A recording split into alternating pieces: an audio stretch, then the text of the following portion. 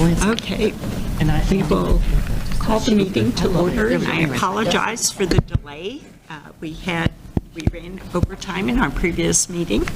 Use your microphone, So please. thank you for bearing Move with it us. closer. I think they're on. I do like that in a cat. Take it. Okay. And I had Cyrus. So we will start by taking the roll. Okay. Mrs. Bohan, Here. Mr. Conrady, Here. Dr. Schulman, Here.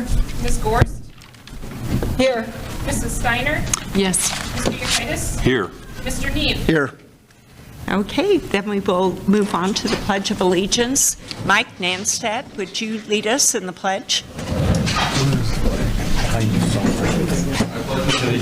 the flag of the United States of America and to the republic for which it stands, one nation under God, indivisible, with liberty and justice for all. Thank you.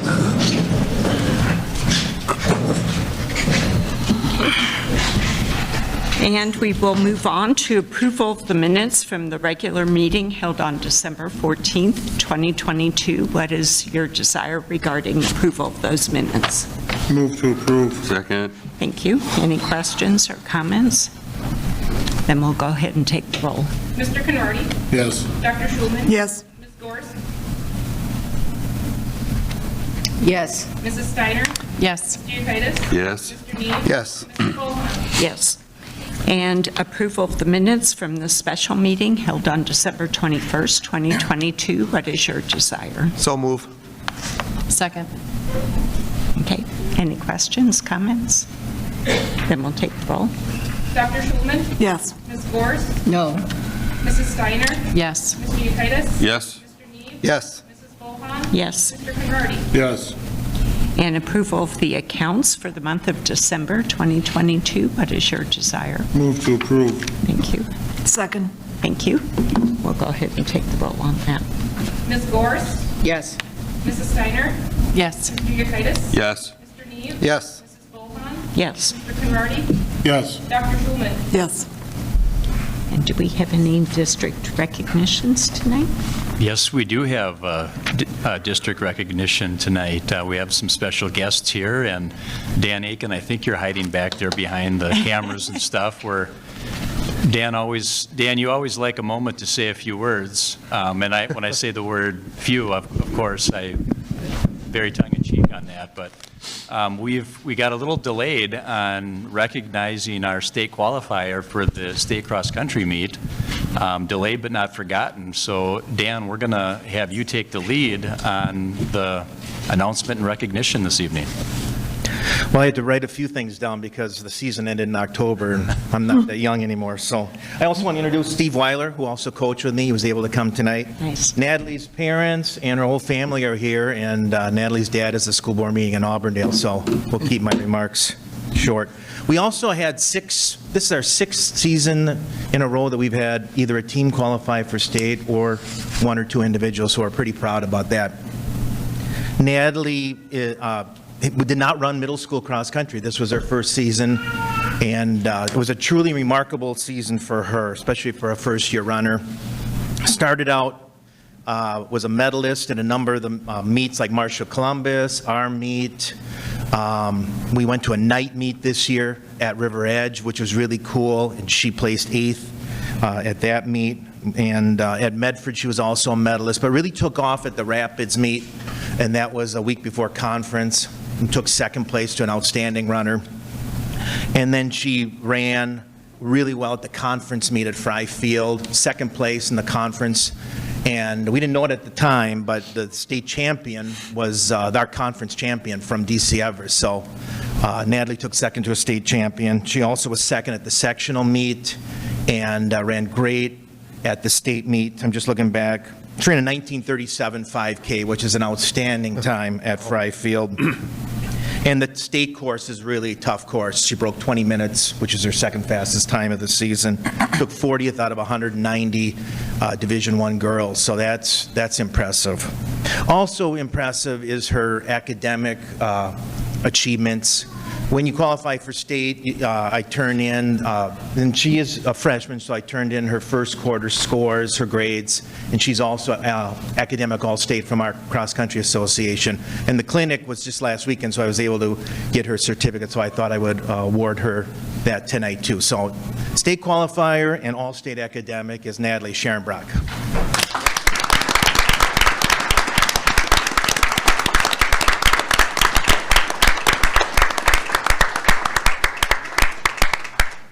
Thank you, Dan. That was great. Thank you for being here to share the recognition. We look forward to a return next year, Dan, with her as well as maybe a few other participants as well. Yes, thank you very much. Okay, then we will move on to communications from the public. Do we have anybody that signed up? Do you have any pink sheets? I don't see any. Okay. Seeing none, we will go on to the correspondence file, which is there correspondence? There's no correspondence. Okay, we have none tonight. So the next important recognition, I will turn over to you, Dr. Yeah, under announcements for the agenda, we like to do this every year, announce the second full week of January annually is Adult School Crossing Guard Recognition Week here in the state of Wisconsin. Wisconsin's adult school crossing guards provide an invaluable service by helping ensure the safe passage of our students who walk between home and school. So we'd like to take this opportunity to extend a huge thank you to all of our school crossing guards here in Marshfield who serve with dedication while enduring the rigors of harsh weather, split shifts, and busy traffic conditions. So if I may, I'd like to read through our crossing guards as we say thank you to all of them. We have Ron Scheibe, Janice Lentz, Nancy Hodgson, Joan Johnson, Lynn Nean, Josh Folan, Peter Mills, Kay Stevens, Deborah Schar, Don Gleisner, Tom Cannon, Alec Wagner, Teresa Brooks, Tony Wolf, Sue Simon, and Sharon Froy. Again, to all of you, our adult crossing guards here in Marshfield, we extend a tremendous big thank you to you for your service to the school district.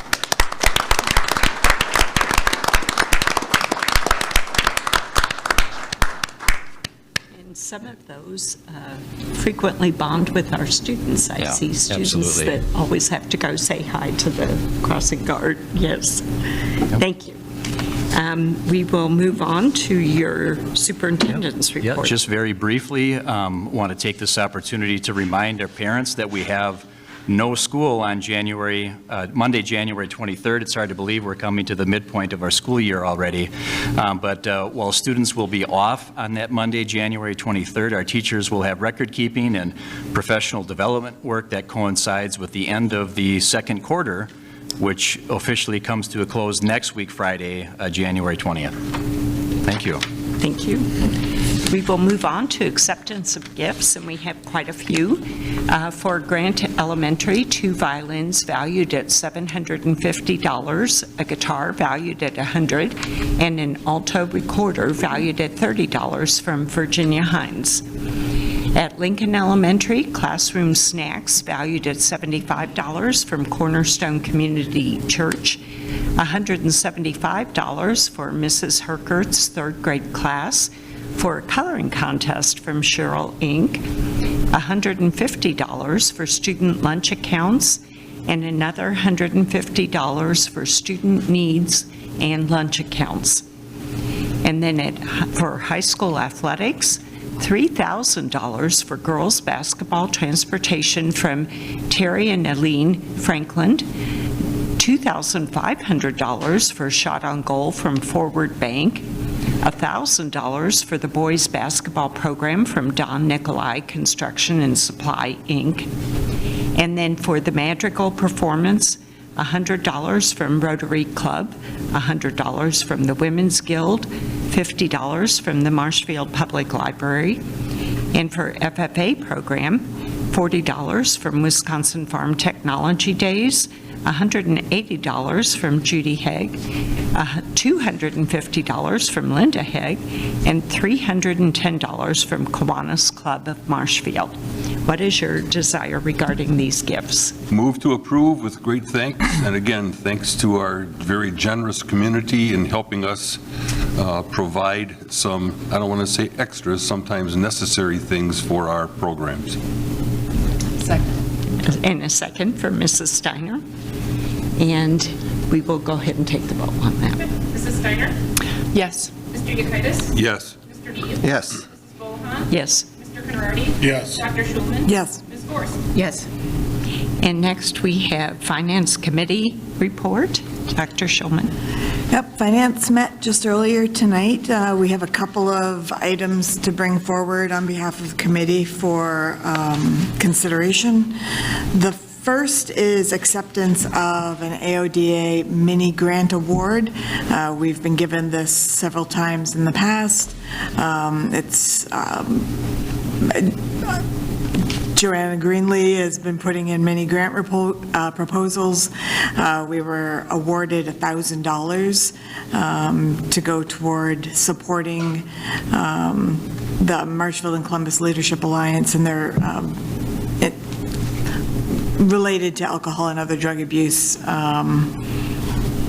So you can prevention and wellness programs. I bring this on behalf of committee for approval by the board to accept the award. Second. Second. Kathy. Or it's- It's, On behalf of committee, yeah, we don't need a second. Yeah. Any questions, discussion? Okay, so we have a motion on behalf of committee to accept the AODA mini grant award. And any comments or further questions? Glad we got it. Then we'll go ahead and take the vote. Mr. Yekitis? Yes. Mr. Neve? Yes. Mrs. Bohan? Yes. Mr. Conrady? Yes. Dr. Schulman? Yes. Ms. Gorst? Yes. Mrs. Steiner? Yes. Okay. Second one is another grant.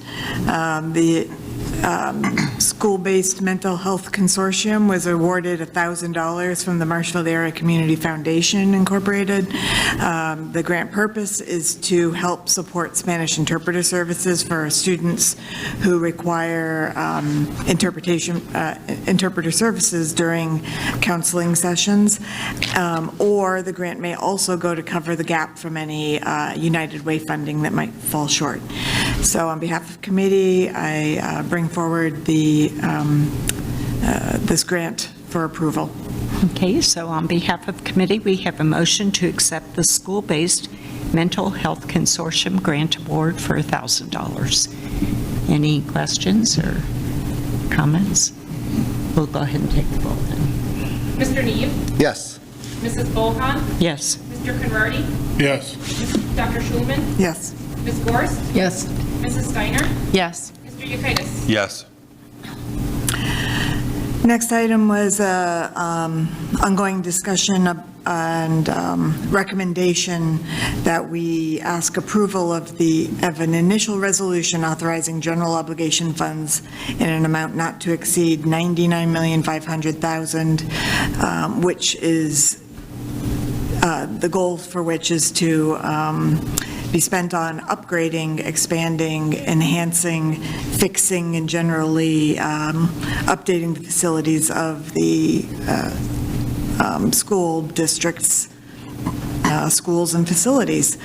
There has been lots of discussion in facilities. There was a community-based group of who came together to review the needs of the district as far as facilities updates that need to be made, and a recommendation and outline from Bray Associates has pulled together some plan to try and cover the needs of the district as far as its facilities.